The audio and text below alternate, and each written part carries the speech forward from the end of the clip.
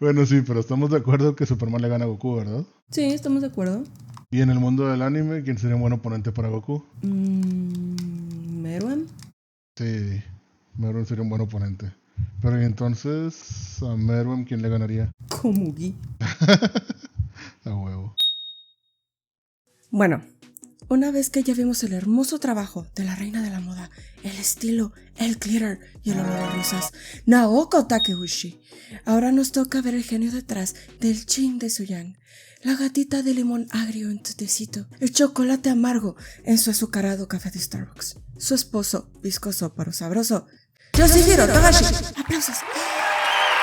Si no lo conocen, Yoshihiro Togashi, creador de Hunter x Hunter y Yu Yu Hakusho, es una leyenda en el shonen action. Sus trabajos son visualmente únicos, y con Hunter x Hunter alcanzó un nivel de deconstrucción narrativa dentro de los shonen action que redefinió las expectativas que pueden llegar a tener este tipo de historias. Togashi se encuentra en el Olimpo de los grandes creadores del manga al lado de gigantes como Akira Toriyama, Eiichiro Oda, Hiromu Arakawa y el creador de Rurouni Kenshin, Hatsune Miku. El trabajo de Togashi es tan apreciado que a pesar de que no ha podido completar Hunter x Hunter por su enfermedad, tiene un fandom tan intenso que prácticamente se volvió loco cuando les mostró un dibujo de un árbol en Twitter en 2022. Y la verdad no es para menos. Togashi tiene un talento extraordinario para contar historias en el formato de Shonen Battle Manga. Yu Yu Hakusho hasta el 2022 ha tenido 78 millones de copias en circulación. Y ese es solo el preámbulo de su magnus opus Hunter x Hunter. Togashi crea mundos realizados e historias con personajes auténticos y únicos a la vez. Una gran parte de su excelente construcción de mundos tiene que ver con los sistemas mágicos que diseña para sus historias. El Reiki de Yu Yu Hakusho y especialmente el Nen que construyó posteriormente son modelos que le permitieron abrir las posibilidades en las batallas que forman la columna vertebral de este tipo de series. Pero antes de entrar a fondo, primero quiero platicar un poco acerca de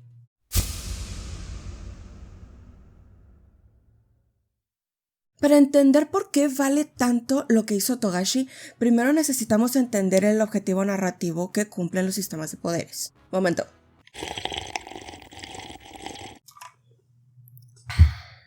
Refrescante. ¿En qué estábamos? Así. En las historias animadas desde tiempos de Astro Boy, es mucho más entendible y visualmente entretenido ver algo como esto que una discusión en donde solamente se mueven los labios. Además, los combates permiten a la animación cubrir algo que no se puede hacer en el cine tradicional, o al menos no hacerlo sin tener que gastar mucho dinero. Mother's Basement en su análisis de Animili menciona que en un buen combate de anime están dos tipos de peleas, una ideológica entre los combatientes y la batalla física que estamos viendo. Es una buena manera de identificar la importancia narrativa. Las peleas necesitan entonces establecer un problema que los protagonistas necesitan resolver, y tú como audiencia necesitas entender por qué estos personajes no pueden tener otra solución diferente a enfrentarse. Cuando tú estás viendo, por ejemplo, cuando aparece Freezer en Dragon Ball Z, normalmente van a haber dos cosas pasando por tu cabeza. La primera es que Freezer no es alguien que pueden dejar por ahí sabiendo que es un sádico loco que está buscando el genocidio de Namek y que quiere la misma cosa que Goku, Gohan y los demás quieren, que son las esferas del dragón. La segunda cosa que estás pensando es que Freezer es aterrador y que no tienes ni la más remota idea de cómo carajos se van a deshacer de él. El primero de estos dos problemas lo construyes a través de los personajes. En el caso de Freezer, lo vimos interactuar con los Namekianos, con su tripulación y con Vegeta. Entonces entendemos el tipo de persona que es. El segundo es en donde entra el sistema de poder. El sistema de poder es un lenguaje en común que estableces con tu audiencia para determinar el nivel de la amenaza que enfrentan sus protagonistas. A través de sus reglas estableces los límites que tienen para resolver el problema que pusiste enfrente. Y tu audiencia espera que si rompes dichas reglas, haya una explicación de por medio que sea consistente con el sistema que creaste.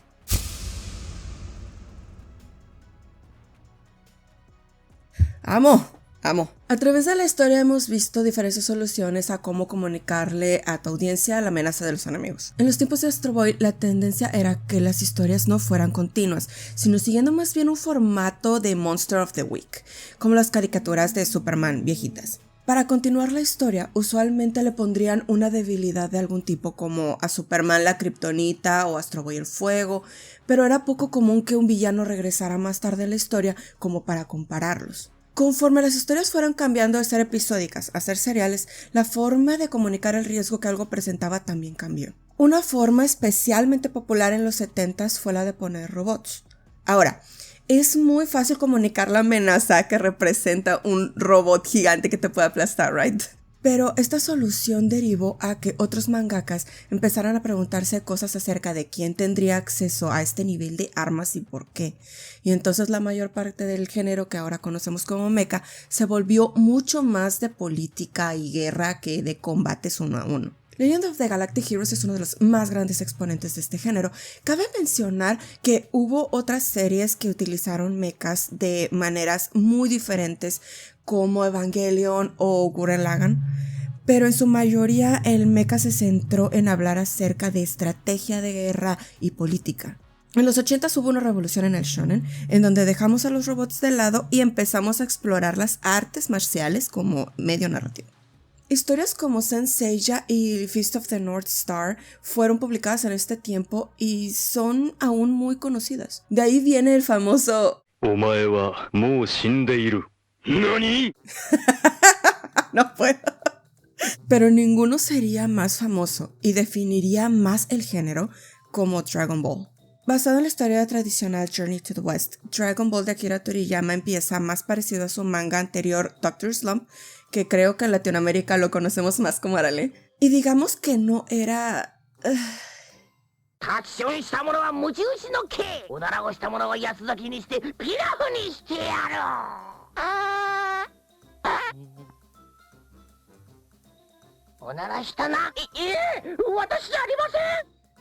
¿Cómo lo recuerdas?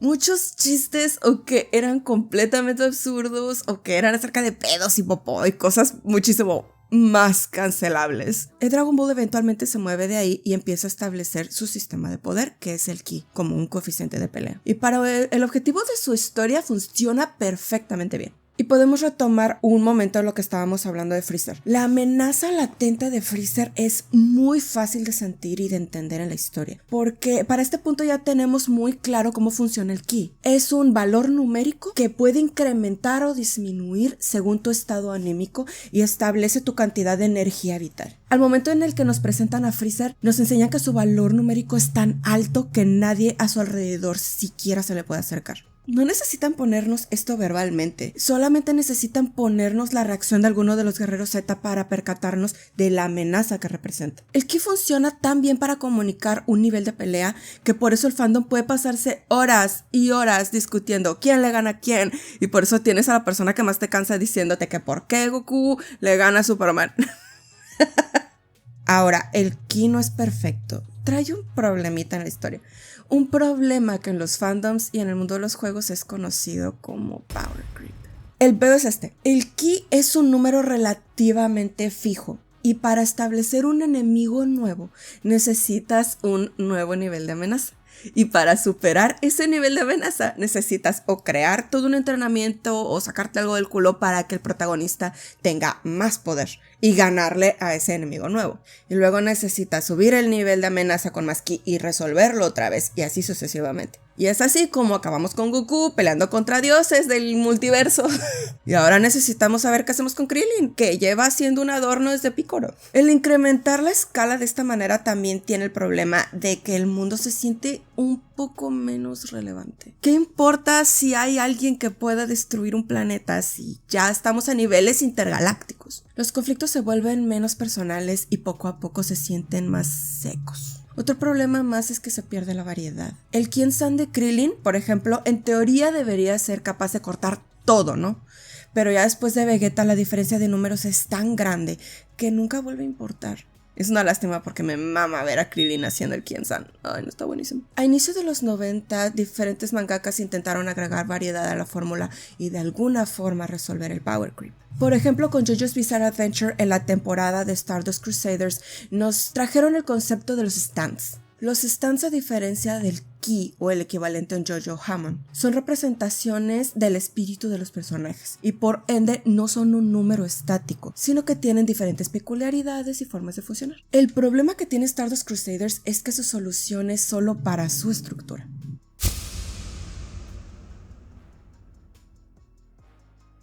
No debería de contar como spoiler, pero spoiler warning. Vamos a hablar de Yu Yu Hakusho y del Dark Tournament. Y este warning nada más es por ser buen pedo, porque no mamen, esto salió hace 30 años.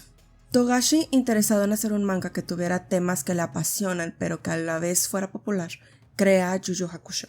Yu Yu Hakusho cuenta la historia de Yusuke Urameshi, un pandillero de 15 años que, a pesar de ser un chico problema grosero, no duda en sacrificar su vida para salvarla de un pequeño que iba a ser atropellado. Al morir, el dios del inframundo, Enma, o en este caso su hijo, Koenma, le dice que es tan inesperado que haya hecho tal acto de caridad que no planeaban juzgarlo en este momento. A partir de este entonces, Yusuke empieza un camino para recuperar su cuerpo y eventualmente convertirse en detective de lo paranormal.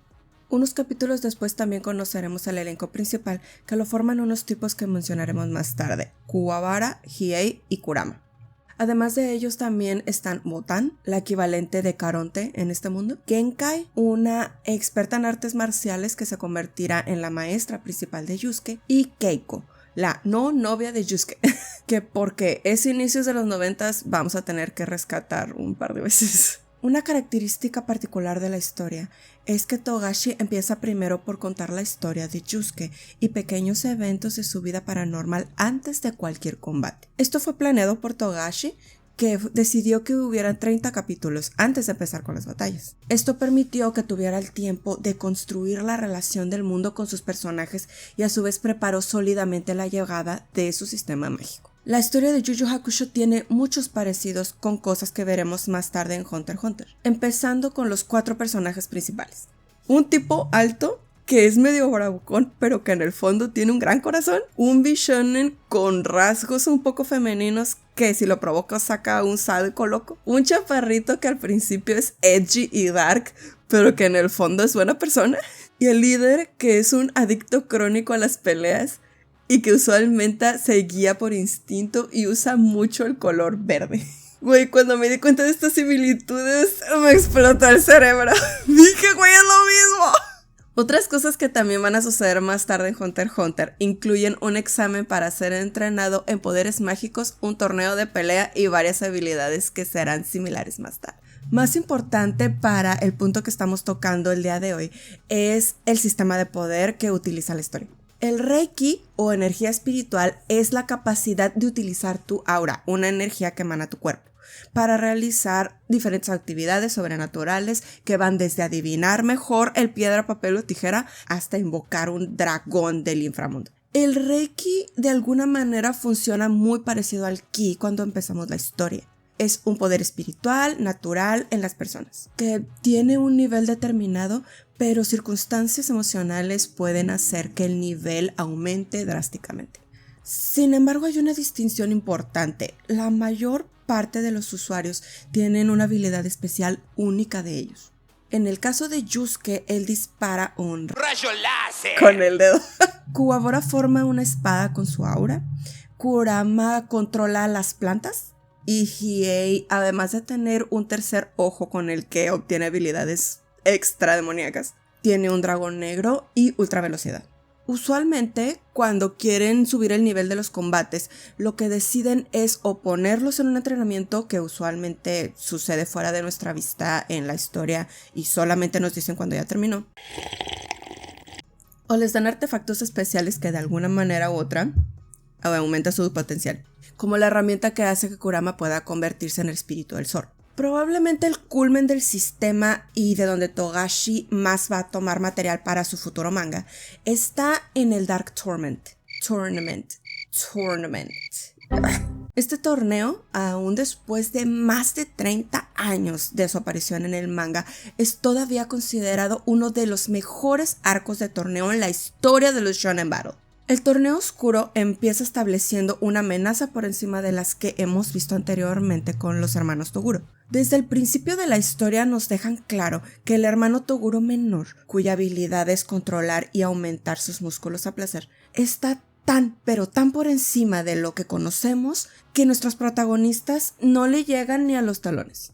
Ante el peso de la amenaza que ponen enfrente, hay una obligación de cada uno de ellos de mejorar inmediatamente. Una vez que comienza el torneo, Togashi juega con las condiciones de combate. El primer combate El Delo. Duelo a muerte con cuchillos. ¿Duelo a muerte con cuchillos? ¿Duelo a muerte con cuchillos? ¿Duelo a muerte con cuchillos? Yo creo que van a pelear con cuchillos.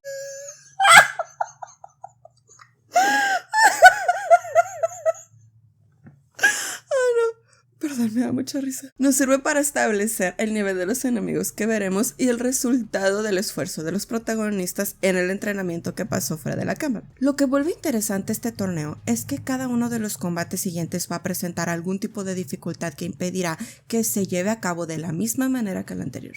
En más de uno van a faltar combatientes o alguno de ellos va a estar seriamente debilitado. Gran parte de los conflictos los comunicarán a través de las habilidades de Reiki, tanto de los protagonistas como de los rivales. En momentos, Yusuke no puede usar su Raygun por las reglas de los límites que ya establecimos.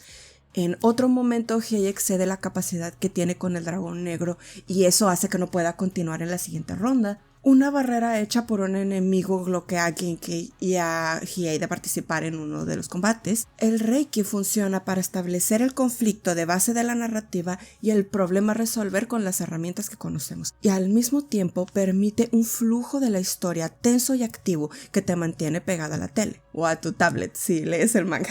Para cuando llegamos al último pedazo del arco, entendemos perfectamente el peso que tiene Toguro y la capacidad aterradora que posee. Pero también eso nos habla de su personalidad y del principal conflicto que tenemos con él. Toguro, la historia nos cuenta, era equipo y potencialmente interés romántico de Genkai, hasta que decide abandonar su humanidad a favor de convertirse en demonio, con tal de nunca perder su juventud.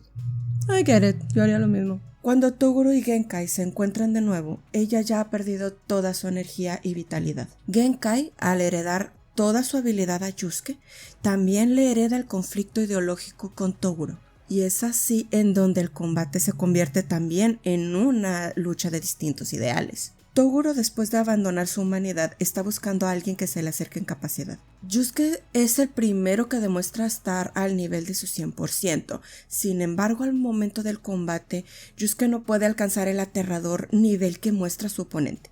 Genkai reaparece en la historia y le pide a Toguro que mate a alguien si quiere ver lo que Yusuke puede hacer. Toguro va directamente contra Kuwabara y vemos el rostro de desesperación e impotencia de Yusuke.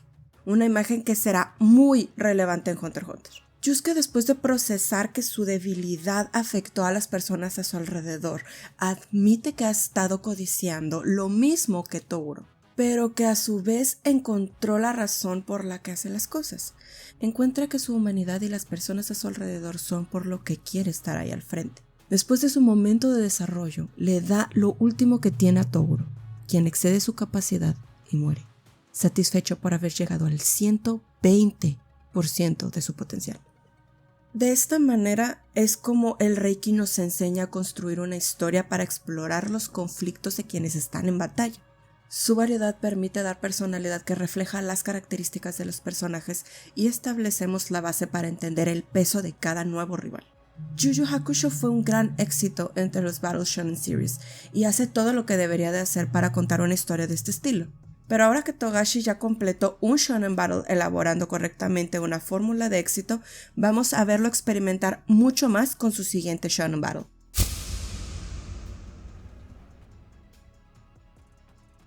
Segundo warning, spoilers de Hunter x Hunter. Y este sí es un warning bien warning. Este sí me lo voy a tomar muy en serio, porque si no han visto Hunter x Hunter para estas alturas, que dudo mucho que no lo hayan hecho, pero si alguien no lo ha hecho, tómenlo de veras, confíen en mí, háganme caso, vean Hunter x Hunter. No se van a arrepentir, no conozco a nadie a quien yo le haya dicho, ve Hunter x Hunter, que se haya arrepentido. Todo lo contrario, esa cosa cambia vidas. Así que de verdad, tomen mi consejo, véanla. Brandon Sanderson, autor de sagas como Mistborn, después de discutir con algunos de sus colegas en Worldcon acerca de cómo se construyen los sistemas de magia en las historias, se dio cuenta de que había una diversidad importante de opiniones en cómo deberían describirse.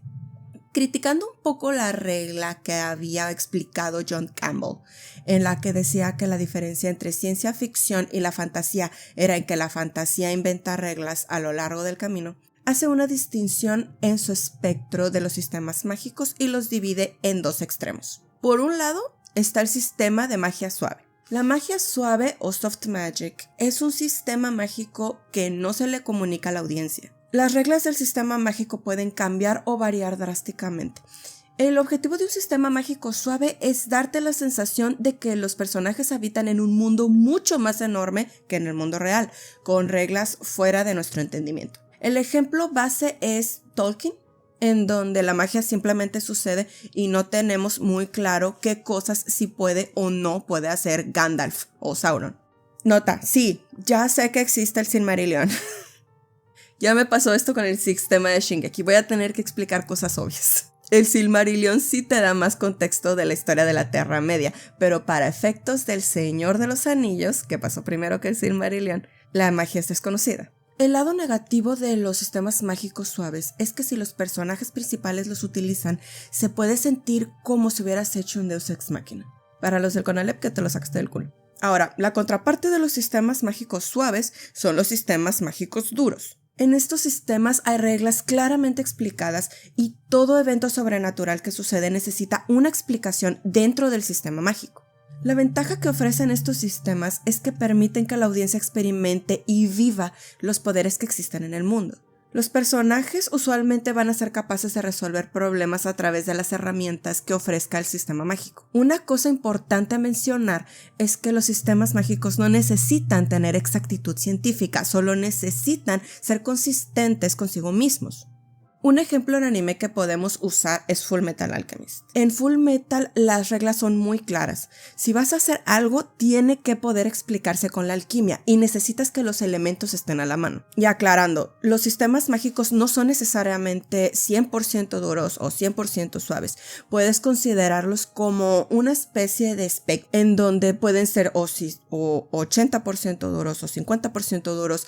Un ejemplo de un sistema mágico que está como a la mitad es Harry Potter, de Hatsune Miku. Si analizamos el Reiki desde este modelo, nos damos cuenta de que es un sistema algo suave. Sí hay ciertos conceptos como un nivel de poder, pero nunca sabemos cuándo puede o no Hiei usar el dragón negro. Tampoco sabemos cómo funcionan las diferentes habilidades que encontramos más allá de con energía espiritual. Esto en los Shonen Battle hacen que algunas peleas se sientan poco técnicas. Ahora, analicemos Hunter x Hunter y el Nen bajo la misma estructura.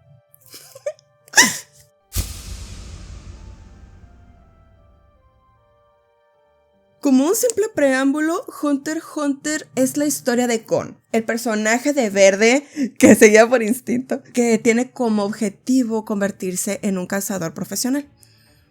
Los cazadores en esta historia son personas con habilidades extraordinarias que toman trabajos buscando ruinas exóticas, protegiendo personas importantes y en general explorando el lado secreto de la sociedad en la que viven. Gon está siguiendo los pasos de su padre Jing, que es, by the way, el ganador del premio Ikari Gendo, al peor padre del año por 3 años consecutivos. Altamente conocido por ser el padre que se fue por cigarros cuando Gon era muy pequeño. En la historia muy pronto conoceremos los equivalentes de Kuwabara, Hiei y Kurama en Leorio, Killua y Kurapika respectivamente. Y ya sé que he estado diciendo que son muy parecidos, pero más bien actúan como deconstrucciones de los personajes originales. El desarrollo de Kurapika y las circunstancias en las que lo ponen dista mucho de lo que experimenta Kurama, y mientras Hiei es todo edgy y oscuro como Killua, hay una variedad más grande de emociones y de contrastes. A partir del tercer acto de la historia es cuando nos empiezan a contar del Nen. Así como el Reiki, el Nen se basa en energía espiritual, pero sus principios están claramente establecidos. Nen es el arte marcial que se dedica al entrenamiento del aura. En el mundo de Hunter x Hunter, todos los seres humanos tienen energía llamada aura que se libera a través de ellos por medio de nodos. Esta aura permite a algunas personas tener habilidades excepcionales, desde ser atletas de primer nivel hasta capacidades supernaturales como predecir el futuro. Los maestros de Nen aprenden a controlar estos nodos para reducir e incrementar la cantidad de aura que emiten de su cuerpo y así producir más naturalmente. El aura funciona de alguna manera como la fuerza física. Todos tienen una cantidad natural de nacimiento y puedes ejercitarla para incrementarla, pero hay un punto en el que se agota. El entrenamiento de Nen se basa en 4 principios básicos. Y aquí es donde viene la mejor parte. Ten, que es controlar los nodos de aura para crear una especie de capa protectora en el cuerpo. Setsu, que es cerrar los nodos de aura completamente. Dado que en el mundo de Hunter x Hunter la gente y los animales te perciben instintivamente a través del aura, cerrar tus nodos se vuelve difícil de identificar. Den, así como se pueden cerrar los nodos como válvulas, también se pueden incrementar. Hatsu, la forma específica en la que tu aura se manifiesta. Las manifestaciones son únicas por persona, pero se pueden declarar en diferentes tipos que veremos cuando discutamos el concepto del anillo del Nen. El sistema que utilizan con el Nen tiene una expansión que se siente casi matemática al momento de ser aplicada. No tienen una idea de cuánto tiempo tengo queriendo hacer un video para explicar esto del Nen. No tienen una idea. ¿Qué pasa si usas Ren en una parte específica del cuerpo? Entonces estás ejecutando Gyo. Si usas Setsu en tus acciones de aura, estás aplicando In. Si usas Ren para incrementar tu aura, pero quieres mantener la protección de Ten en un rango más alto, estás utilizando En. Además, como el aura es una extensión de tu cuerpo, usar En te permite sentir a personas o cosas que se te acerquen. Aumentar tu Ren, desgastándote en pura defensa, se conoce como Ken. Y si usas Gyo para balancear partes de tu cuerpo, eso lo conoces como Ryu.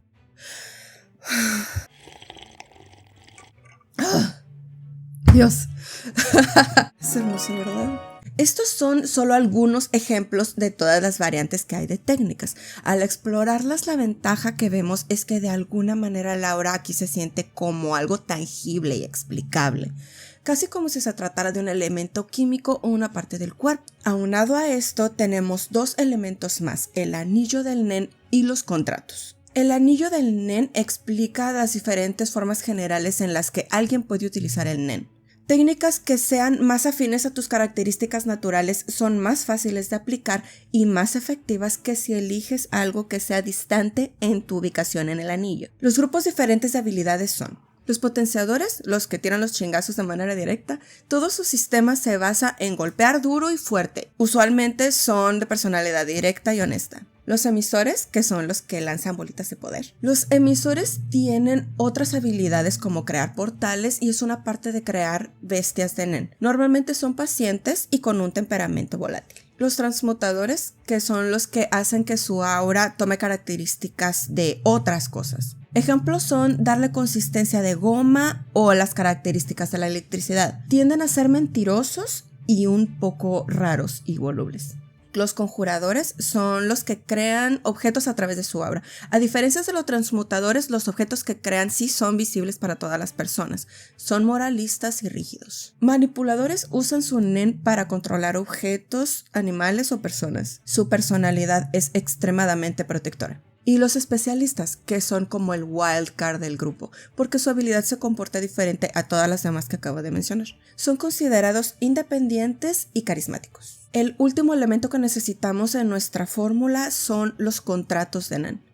Un contrato de Nen es una manera de aumentar la fuerza de las habilidades a costo de una restricción específica. Mientras más fuerte es la restricción, más potencia se puede obtener. Con esto sabemos que cuando alguien alcanza un potencial que no debería de tener, tiene que haber algún tipo de desventaja.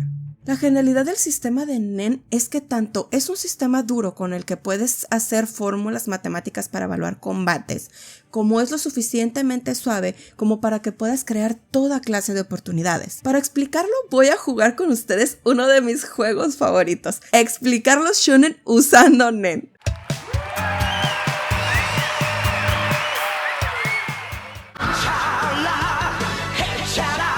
Los Saiyans son potenciadores con la capacidad de aumentar su potencial. Shenlong es una bestia de Nen creada con varias restricciones que van desde los deseos que puede ofrecer hasta ligar su vida con la de su creador.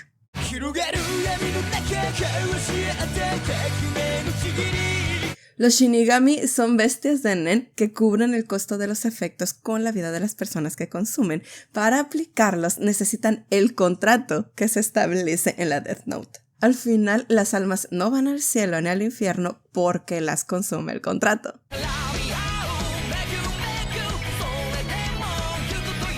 One for All es una habilidad de manipulación y especialista heredada. Los poderes de todas las demás personas en este mundo las puedes poner en el anillo del Nen.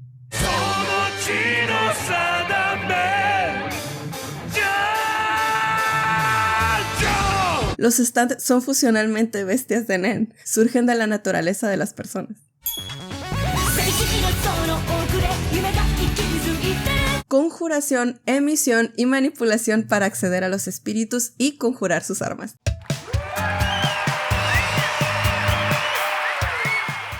Y podría seguir y seguir y seguir y seguir.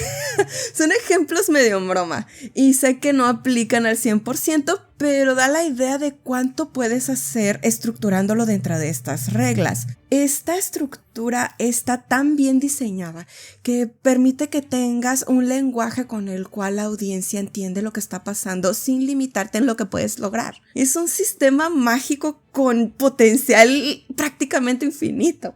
Ahora, para describir las cualidades que tiene el Nen, voy a relatar 2 diferentes combates y las implicaciones del sistema.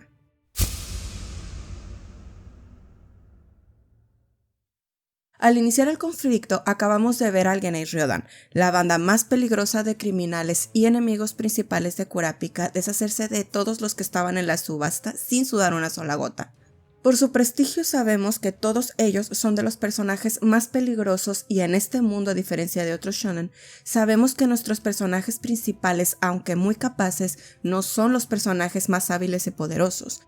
Kurapika en este momento es un novato. Cuando Kurapika y el resto del equipo de seguridad de los Nostrade alcanzan al Ryodan, los vemos destrozar a los cazadores que fueron por ellos. Los dones de la mafia mandan a las bestias de las sombras, quienes le advierten a los Nostrade que no se acercan, que ellos se encargarán. Uvogin, el miembro más alto y musculoso de la tropa, dice que se encargará de ellos. Él es directo y pelea usando puñetazos, lo que nos deja en claro desde el principio que es un potenciador. Los ataques de los potenciadores son brutales. Las bestias de las sombras intentan lo que pueden con sus habilidades. Los detienen con el cabello del puercoespín, el gusano lo pone bajo la tierra y lo paralizan y envenenan utilizando lombrices, pero nada de eso funciona. Uvogin es un monstruo incomparable. De pronto las cadenas de Kurapika lo detienen. Pero, ¿por qué no puede escapar? Los Nostrade logran llevarse a Uvogin para interrogarlo, pero él no parece inmutarse ante nada. Si algo les dice que les perdonará la vida si lo dejan ir. Así de intimidante es. Kurapika sale un momento para hablar con Hisoka, quien es su informante dentro del Ryodan, y los otros miembros mientras tanto recuperan a Uvogin con facilidad. Al enterarse Kurapika de esto, actúa rápido para tomar el rol de líder y mover a su cliente a un lugar seguro. Para cuando Uvogin llega al lugar donde esperaría ver a los Nostrade, ahí está Kurapika solo. A este punto de la historia tenemos cierta idea de lo que puede hacer Kurapika y conocemos su personalidad. También sabemos que es un conjurador novato. ¿Qué espera hacer en este entrenamiento? En el mundo de Hunter x Hunter hemos visto más de una vez que los niveles no se empatan de la nada. Gon nunca venció a Hisoka. No tenemos razón para suponer que va a ser diferente. Lo más que esperamos es que Kurapika sobreviva. Empieza el combate. Kurapika intenta utilizar su cadena otra vez, pero Uvogin es demasiado rápido. Eventualmente Uvogin conecta un golpe, pero parece no haber sido especialmente eficaz. Algo está pasando y no lo entendemos. Kurapika le dice que deje de jugar y que use su 100%. Con toda su fuerza, Uvogin conecta y le rompe el brazo a Kurapika, pero queda inmovilizado. Kurapika utilizó In en su cadena y recibió el golpe como carnada, y aquí es donde descubrimos qué fue lo que sucedió. Kurapika es un conjurador, pero sus ojos escarlata le permiten usar Emperor Time, una habilidad especialista que le permite usar todos los estilos de Nen a máximo potencial a costo de que cada segundo que lo utiliza le roba 1 hora de vida. Aparte de esto, Kurapika hizo un contrato que establece que solo puede usar Chain Jail con miembros de la tropa a costo de su vida. Uvogin pierde a pesar de tener mayor nivel en todos los sentidos porque Kurapika llegó mejor preparado. Los niveles de poder no importan. Ahora solo nos queda saber si Kurapika como un conjurador va a mantenerse en sus principios. Uvogin, sin embargo, se mantiene leal a su tropa. Lleno de ira y deseo de venganza, Kurapika tortura a Uvogin hasta la muerte. Después de esta pelea, Kurapika ya no va a ser el mismo. En esta pelea el lenguaje de Nen nos permitió crear eventos inesperados, pero con las reglas establecidas todo fue fácil de entender para la audiencia. Además nos permitió no pensar en los combates en simples escalas de números. La otra gran calidad que tiene el sistema está en la capacidad de ignorarlo completamente, como lo veremos con.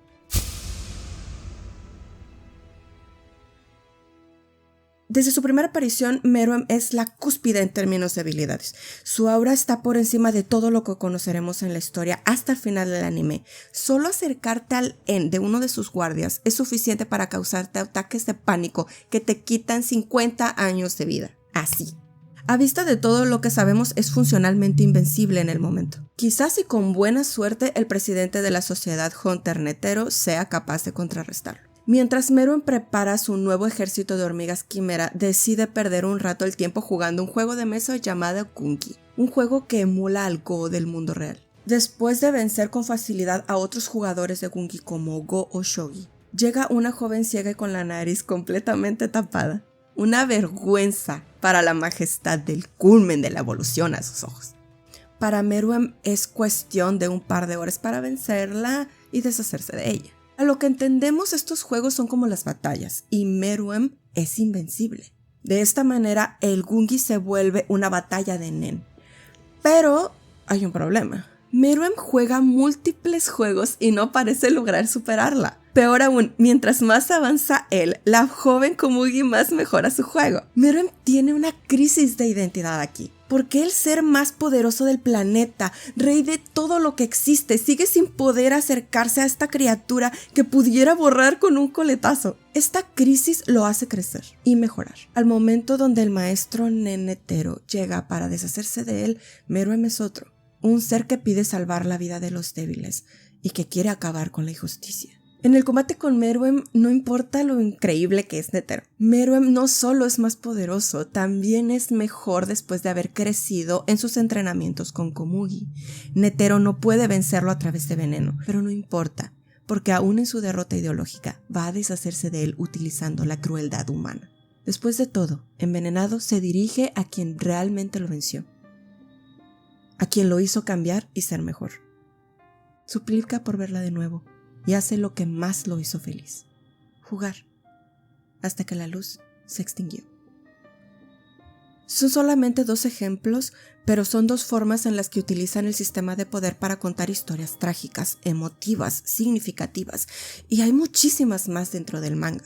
Hunter x Hunter fue creado para explorar más allá que otros shonen, y sus historias han influenciado a otros grandes mangas como Naruto y Jujutsu Kaisen. Casi no puedes ver mangas modernos que tengan al menos unas cuantas partes de las innovaciones de Yoshihiro Togashi. Un hombre que sigue apasionado por la historia que quiere contar y que aún con la espalda seriamente lastimada, va persiguiendo a su musa. Bueno, ya. Me voy a llorar. Ya, Togashi, búscate minions, por favor. No tienes que dibujar todo, rey. De veras, puedes delegar. Muchas gracias por haberse quedado conmigo en este video. Espero no haber fangirleado demasiado, pero es que me gusta mucho esta historia. Y tenía mucho tiempo queriendo hacer este video para poder explorar todos los rincones de Nen y cómo puedes utilizar todo ese sistema mágico para explicar otras historias. Muchísimas gracias por haberse quedado conmigo y nos vemos en el próximo video. ¡Bye!